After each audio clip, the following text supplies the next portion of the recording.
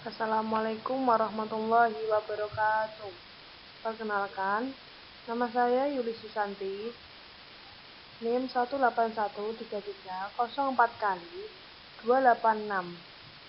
Saya dari kelas 4 PGSD A2 Unismi Jepara. Saya di sini akan menerangkan tentang pembelajaran kooperatif Project Based Learning atau PJBL.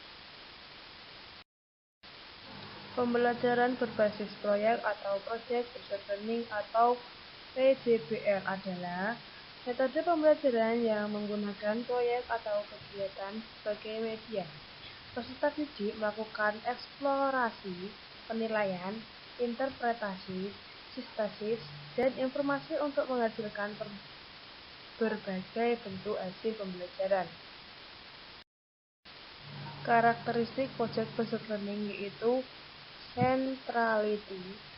Project Based Learning proyek menjadi pusat dalam pembelajaran. Yang kedua, driving question. Project Based Learning difokuskan pada pertanyaan atau masalah yang mengarahkan siswa untuk mencari solusi dengan konsep atau prinsip ilmu pengetahuan yang sesuai. Yang ketiga yaitu constructive investigation. Pada Project Based Learning, siswa membangun pengetahuan yang dengan melakukan investigasi secara mandiri atau guru sebagai fasilitator. Yang keempat yaitu autonomi. Project Based Learning menuntut student center, siswa sebagai problem solver dari masalah yang dibahas. Yang kelima, realisme. Kegiatan siswa difokuskan pada pekerjaan yang serupa dengan situasi yang sebenarnya. Aktivitas ini mengintegrasikan tugas otentik dan menghasilkan sikap profesional. Thomas 2000. Adapun tujuan Project Based Learning atau PJBL yang pertama yaitu meningkatkan kemampuan peserta didik dalam memecahkan masalah proyek. Yang kedua, memperoleh pengetahuan dan keterampilan baru dalam pembelajaran. Yang ketiga, membuat peserta didik lebih aktif dan memecahkan masalah proyek yang kompleks dengan hasil produknya. Yang keempat, mengembangkan dan meningkatkan keterampilan peserta didik dalam mengelola bahan atau alat untuk menyelesaikan tugas atau proyek. Yang kelima, meningkatkan kolaborasi peserta didik khususnya pada PJBL yang bersifat kelompok. Langkah-langkah Project Based Learning. Yang pertama, start with the essential question.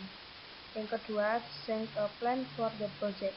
Yang ketiga, create a schedule. Yang keempat, monitoring. Yang kelima, assess the outcome. Yang keenam, evaluate the experience. Keuntungan pembelajaran berbasis proyek. Yang pertama, meningkatkan motivasi belajar peserta didik untuk belajar, mendorong kemampuan mereka untuk melakukan pekerjaan penting dan mereka perlu untuk dihargai. Yang kedua, meningkatkan kemampuan pemecahan masalah. Yang ketiga, membuat peserta didik menjadi lebih aktif dan berhasil memecahkan problem-problem yang kompleks. Yang keempat, meningkatkan kolaborasi. Yang kelima, mendorong peserta didik untuk mengembangkan dan mempraktikkan keterampilan komunikasi. Yang keenam, meningkatkan keterampilan peserta didik dalam mengelola sumber. Yang ketujuh, memberikan pengalaman kepada peserta didik, pembelajaran dan praktik dalam mengorganisasikan proyek dan membuat alokasi waktu dan sumber-sumber lain seperti perlengkapan untuk penyelesaian tugas. Yang kedelapan, menyediakan pengalaman belajar yang melibatkan peserta didik secara kompleks dan dirancang untuk berkembang sesuai dunia nyata. Yang kesembilan, melibatkan para peserta didik untuk belajar mengambil informasi dan menunjukkan pengetahuan yang demikian, kemudian diimplementasikan dengan dunia nyata. 10. Membuat suasana belajar menjadi menyenangkan sehingga peserta didik maupun pendidik meningkatkan proses pembelajaran. Contoh implementasi pembelajaran proses learning terdapat di channel YouTube Kristi Handayani. Di situ sudah tertera dengan linknya.